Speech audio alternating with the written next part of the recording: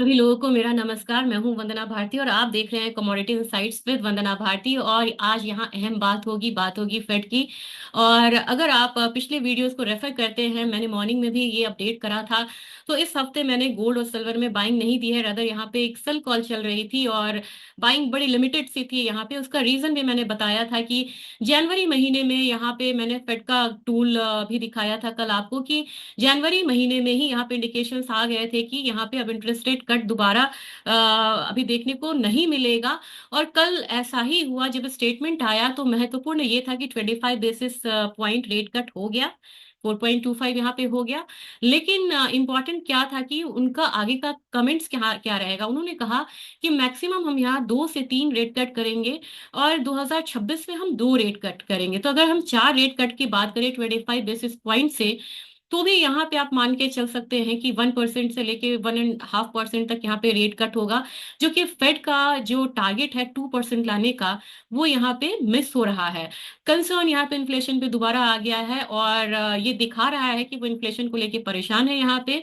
इसकी वजह से क्या हुआ कि यहाँ पे डॉलर इंडेक्स में एक बढ़त देखने को मिली। डॉलर इंडेक्स 108 से ऊपर की तरफ गया और यहाँ पे प्रेशर आया। इक्विटी मार्केट पे प्रेशर बिटकॉइन पे आया, प्रेशर गोल्ड सिल्वर पे आया। और बढ़त कहाँ बनी, तो आप ट्रेजरी में देखेंगे जबरदस्त बाइंग आई है और ट्रेजरी में शुरुआत से ही यहाँ पे बाइंग आ रही थी। और डॉलर इंडेक्स में भी यहाँ पे बाइंग आई है। इसकी वजह से क्या हुआ है कि आज एक हम लोगों ने एक गैप अप ओपनिंग आता हुआ यहाँ पे देखा था। तो आप यहाँ पे देखेंगे, सबसे पहले तो मैं आपको यहाँ पे आज डॉलर इंडेक्स दिखाना चाहूंगी। डॉलर इंडेक्स यहाँ पे 108 के करीब यहाँ पे ट्रेड हुआ था, जो कि बिल्कुल हायर साइड है। मैं इसे 12 मंथ्स का हटाती हूँ और जब है तो देख लेते हैं। एनुअल पे देखिए, यहाँ पे एक पूरा फिल कैंडल डॉलर इंडेक्स बना रहा है और इस बार इसने करीब करीब 100 के करीब से यहाँ पे अपसाइड लिया और 108 से ऊपर की क्लोजिंग, ईयरली क्लोजिंग यहाँ पे देने की कोशिश कर रहा है। पिछले साल ये एक निगेटिव था, लेकिन यहाँ पे देखिए एक उछाल के साथ डॉलर इंडेक्स बंद होता हुआ दिख रहा है। अब अगर डेली में से हम करके थोड़ा सा मैं इसे अगर रिफ्रेश करूं, तो चार्ट्स क्लियर होगा। कल के दिन देखिए, ये जो सॉलिड जंप आया है ये काफी था गोल्ड सिल्वर में यहाँ पे फर्क लाने के लिए। और इस बार का जो ईयरली हाई था वो था आपको 108.07, उसको सरपास करते हुए कल जो हाई लगी है ये लगी है 108.26 का। यानी कि इसने अपने प्रीवियस इस साल के हाई को ब्रीच करा है। और आज के दिन एक पॉज आ रहा है, लेकिन हो सकता है कि कल के उछाल के बाद एक रेंज में ही यहाँ पे रहे।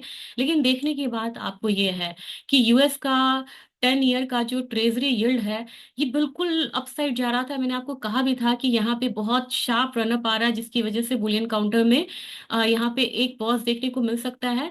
ये 4.5 का मैंने एक टारगेट दिया हुआ है, वहां तक ट्रेजरी जा सकती है, इनफैक्ट उससे ऊपर यहाँ पे बढ़ सकती है।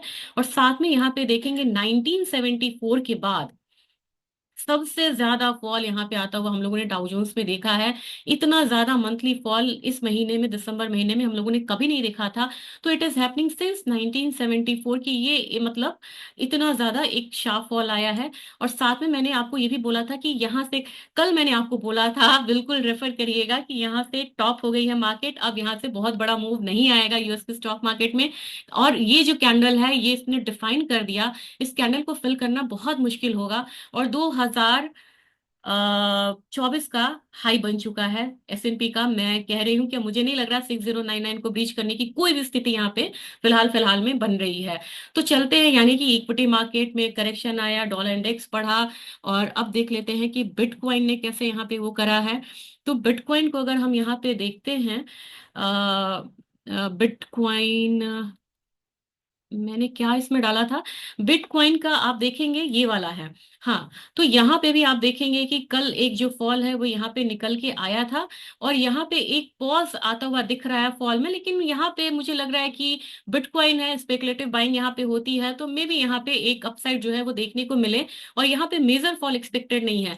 लेकिन अगर आप देखेंगे, आज ध्यान से देखने की बात ये है कि हमारा जो यहाँ पे यूएस का स्पॉट गोल्ड है वो यहाँ पे एक रिकवरी ले रहा है, उसने यहाँ पे बेस बनाया है और इस वाले रेंज को वो मान रहा है, यानी कि 2583 को वो मान रहा है सपोर्ट फिलहाल फिलहाल में। लेकिन मेजर सपोर्ट यहाँ पे आता है इसका 2560 के करीब। इसको बिल्कुल ध्यान में रखिएगा कि अगर नेक्स्ट टूटता है गोल्ड तो 2560 के करीब आएगा स्पॉट मार्केट में। और अपसाइड यहाँ पे अब बिल्कुल केप्ट रहेगा 2640 के बीच में। तो हमारा मेजर जो रेंज रहेगा ये 2565 से लेके 2660 का रेंज रहेगा, यानी कि $95 का रेंज रहेगा। तो आज के दिन में यहाँ पे रिकवरी है। लेकिन अगर यहाँ पे देखें, इंटरनेशनल मार्केट में गोल्ड फ्यूचर्स देखें, तो यहाँ पे एक डाउनसाइड जो है वो देखने के लिए मिल रहा है। ये -$31.5 का इसने एक गैप डाउन ओपनिंग किया। अब यहाँ से रिकवरी की कोशिश ये कर रहा है। तो रिकवर करके, तभी मैंने बोला था कि मार्केट खुलते ही बिल्कुल यहाँ पे ट्रेड नहीं लेना है, क्योंकि मार्केट इस गैप को फिल करने की कोशिश करेगा। तो ये गैप फिल हो रहा है, और यहां तक मुझे लग रहा है 2635 तक प्राइसेस जो है ऊपर की तरफ आएगा।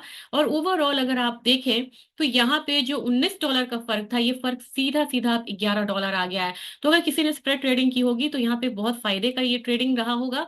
और यहाँ पे सिल्वर ने ये रेंज को ब्रेक कर दिया है। मुझे लग रहा है कि सिल्वर में भी और फॉल आना चाहिए। आज अगर ऊपर की तरफ क्लोजिंग आती है तो ठीक है, नहीं तो सिल्वर एक बार यहाँ पे $29.5 के करीब भी आ सकता है। अब आते हैं अपनी मार्केट में, कि अपनी मार्केट का क्या वो है। अपनी मार्केट में डाउन साइड यहाँ पे लिमिटेड है। Of course down side limited रहेगा, क्योंकि अपना रुपया जो है वो डेप्रिशिएट होता जा रहा है। तो नेक्स्ट अब यहाँ पे काफी ज्यादा क्वेरीज आ जाती है कि हमें शादी के पर्पज से यहाँ पे शादी के पर्पज से बाइंग करनी है। आपके लिए गोल्डन अपॉर्चुनिटी है। 75,400 के करीब प्राइसेस नीचे की तरफ आता है करेक्ट होके, वहां पे आप करिए। और 22 कैरेट में आपको यहाँ पे 75,500 है, तो वो आपको 71,500 के करीब मिलेगा। यानी कि ज्यादातर 4,000 का फर्क होता है 22 कैरेट और 24 कैरेट में। सिल्वर की बात की जाए, काफी यहाँ पे क्वेरीज आई हुई थी यूट्यूब पे कि सिल्वर में 85,000 का लेवल आ सकता है। 85,000 सर यहाँ पे मैं नहीं बोलूंगी, लेकिन मुझे 87,000 फिलहाल फिलहाल लग रहा है, जो कि मैंने पहले भी बोला था। आज के दिन में आप 87,000 नहीं दे सकते हैं, क्योंकि देख सकते हैं, क्योंकि एक जो रिएक्शन आना था वो आ गया। अगर यहाँ पे अपसाइड आता भी है तो वो कैप्ड रहेगा, और 89,100 के करीब जाके वो रिकवरी जो है वो रुक सकती है। आज के दिन में ट्रेड अवॉइड करिए, ज्यादा बढ़िया है। क्योंकि मुझे लग रहा है कि सिल्वर में एक फॉल आएगा, तो अगर सेलिंग करनी है तो 89,000 के करीब से आपको सेलिंग करनी चाहिए। और आप स्पेकुलेटिव ट्रेड करते हैं यहाँ पे, या रिस्की ट्रेड आप करना चाह रहे हैं, तो मेरे ख्याल से एक रिकवरी आती है 88,400 के करीब, 500 के करीब खरीदिए। 88,900 पे इसको निकलिए, और इसमें स्ट्रिक्ट स्टॉप लॉस लगाना होगा 88,300 का। लेकिन अभी मैं बोलूंगी कि आपको ये ट्रेड जो है अवॉइड करना चाहिए। आज सुबह में मैंने बोला था कि क्रूड में बहुत ज्यादा फॉल नहीं आना चाहिए, लेकिन क्रूड में यहाँ पे ₹85 का फॉल आ रहा है। ये फॉल डीप हो सकता है, और ये फॉल डीप होके आपको 58 75 के करीब प्राइसेस नीचे ट्रेड हो सकता है। तो क्रूड में आपको अपना स्टैंड चेंज करना होगा। इनफैक्ट मुझे करना होगा, क्योंकि मुझे लग रहा था बहुत ज्यादा फॉल यहाँ पे नहीं आना चाहिए। नेचुरल गैस बढ़ना है यहाँ पे। तो नेचुरल गैस में मैंने कल ही आपसे बोला था कि मैंने वीडियो अपलोड करा था कि उसमें मैंने 300 का टारगेट दिया है। तो मुझे लग रहा है कि उस टारगेट के साथ स्टिक रहना चाहिए। और अगर आपको यहाँ पे 285 86 वाला जोन मिल रहा है, थोड़ा करेक्शन आए, तो भी वहां पे आप बाइंग करें, तो 298 का टारगेट रख के चलिएगा। यहाँ पे बेस मेटल में पहले ही आगाह किया हुआ था कि बेस मेटल में एक कमजोरी जो है वो देखने को मिलेगी। तो यहाँ पे ये कमजोरी 276 तक आ सकता है, और प्राइसेस नीचे की तरफ यहाँ पे। और एल्यूमिनियम भी यहाँ पे मुझे कमजोर होती हुई नजर आ रही है। ये कमोडिटी 241 का टारगेट था, वो लगभग यहाँ पे आ चुका है। इसने लो भी बनाया है 240.85 का, इसको ध्यान में रखिएगा। और लेड में मुझे लग रहा है कि लेड में भी जो कमजोरी है ये यहाँ पे डीप हो सकती है। इसने ये इस रेंज को अगर ब्रीच किया तो नेक्स्ट हम यहाँ पे 175.5 का लेवल आता हुआ देख सकते हैं। अब चलते हैं यहाँ पे कॉपर की तरफ। कॉपर में काफी लोगों ने 830 का यहाँ पे पोजीशन दिया हुआ है कि मेरा 830 का पोजीशन, उन्हें तो यहाँ पे एग्जिट करना होगा। क्योंकि कल एक रिकवरी आई थी, मैंने 812 के करीब का बोला था, 810 812, लेकिन यहाँ पे 810.55 आते आते ये यहाँ पे डाउन साइड इसने लिया है। तो मेरे ख्याल से डाउन साइड अभी आता भी है तो 795 तक यहाँ पे हम इमीडिएट आज से कल तक में आता हुआ देख सकते हैं कॉपर में। तो कॉपर में एक कमजोरी आ सकती है, और यहाँ से रिवर्सल आता भी है तो बहुत लिमिटेड होगा, वो ₹808 का होगा मात्र। तो 8 से 9 रुपए की तेजी यहाँ पे आ सकती है। जीरा में मुझे लग रहा है कि जीरा में एक बाइंग में रहना चाहिए। 24,300 के लिए बाइंग रिकमेंडेशन रहेगी। 23,875 का टारगेट रखना होगा। बड़ी कमजोरी आई थी यहाँ पे टर्मरिक में बिल्कुल 4% से ज्यादा का फॉल था यहाँ पे। तो यहाँ पे एक रिकवरी देखने को मिलेगा। 13,850 पे बाइंग करिए, और 14,000 का टारगेट रखिए। स्टॉप लॉस होगा 13,775 का। और साथ में धनिया में मुझे लग रहा है कि सेलिंग जो है कंटिन्यू रहना चाहिए। 7,800 के करीब सेलिंग रिकमेंडेड है यहाँ पे। 77.25 का टारगेट रहेगा, 78.35 का स्टॉप लॉस होना चाहिए। कैस्टर में मैंने बाइंग रिकमेंडेशन दी हुई है, मुझे लग रहा है 64.25 पहला रखिए, 6500 का दूसरा रखेंगे यहाँ पे टारगेट, और स्टॉप लॉस यहाँ पे लगाएंगे 62.75 का। कैस्टर में मैं कोशिश करूंगी, अभी थोड़ा व्यस्त टाइम है, लेकिन जैसे मुझे मौका मिलेगा मैं यहाँ पे एक अपडेट यहाँ पे स्पेशली कैस्टर में जरूर दूंगी। बने रहना है बाइंग में। ग्वार ने एक दिखाया है वेबसाइट का 10,115 के करीब बाइंग रिकमेंडेशन रहेगी, अपना टारगेट रहेगा 10,350 के करीब का। स्टॉप लॉस लगाना होगा 10,050 रुपए का। और ग्वार सीड की अगर बात की जाए तो ग्वार सीड में आपको बाइंग में बने रहना चाहिए 5150 के करीब। अपना टारगेट ये वाला रहेगा 5195 का, सिर्फ 45 रुपए का टारगेट रहेगा, बहुत रिस्की कमोडिटी है ये। और 5130 का यहाँ पे स्टॉप लॉस रहना चाहिए। कोकोड अभी बिल्कुल रेंज में है, और जब तक बाकी मील में यहाँ पे कमजोरी है, कुकुड़ में बहुत बढ़त देखने को यहाँ पे नहीं मिलेगा, तो मेरे ख्याल से कुकुड़ में आप 2700 तक के लिए सेलिंग कर सकते हैं, और इसका जो टारगेट हो स्टॉप लॉस होगा 2750 का यहाँ पे होना चाहिए। तो ये तो आज की बात हुई कि ट्रेडिंग क्या क्या है होनी चाहिए। और बैंक ऑफ जापान ने यहाँ पे इंटरेस्ट रेट को अनचेंज रखा है। अब चलते हैं थोड़ा सा जाते जाते देख लेते हैं इकोनॉमिक इंडिकेटर्स क्या है आज तक के। तो बैंक ऑफ जापान ने यहाँ पे बैंक टुडे यहाँ पे देखिए 4.5 का इन्होंने एक वो रखा है इंटरेस्ट रेट, इन्होंने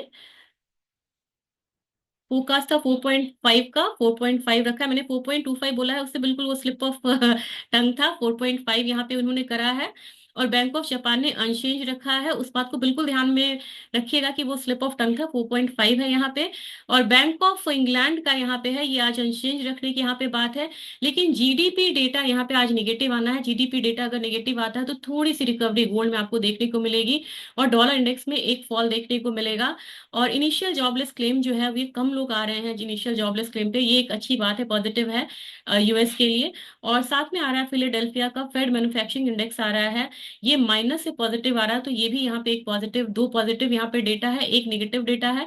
एग्जिस्टिंग होम सेल्स भी यहाँ पे बढ़ के आ रहा है, तो तीन पॉजिटिव डेटा और एक नेगेटिव डेटा है। लेकिन ऐसा ना हो कि जीडीपी सबसे भारी पड़े और वो मार्केट को थोड़ा सा यहाँ पे डेंट करके दिखाए। तो मेरे ख्याल से गोल्ड में ध्यान रखिएगा कि इवनिंग में कहीं यहाँ पे बाइंग रिटर्न आती है। लेकिन ओवरऑल सिल्वर में फिलहाल मुझे लग रहा है कि एक करेक्शन बने रहना चाहिए। यहाँ पे सतर्क होकर ट्रेड करें, और कोशिश करें कि यहाँ पे रिकवरी पे सेल करें सिल्वर में। और सिल्वर में मुझे फॉल लग रही है, मुझे कॉपर में लग रहा है कि रिकवरी आएगी, लेकिन यहाँ पे टिकेगी नहीं। नेचुरल गैस में इनफैक्ट आप बाइंग करके चलिए, वो थोड़ी सी कॉन्फिडेंट कमोडिटी मुझे लग रही है, एक कॉन्फिडेंट मूव उसमें आता हुआ दिख रहा है। तो जिस कमोडिटी में आपको श्योरिटी ज्यादा है वहां पे ट्रेड करें, नहीं तो वेट एंड वॉच की स्ट्रैटेजी आप अपना के चल सकते हैं। और एक डिस्क्लेमर फिर से, 4.5% रेट कट होने के बाद। Thank you.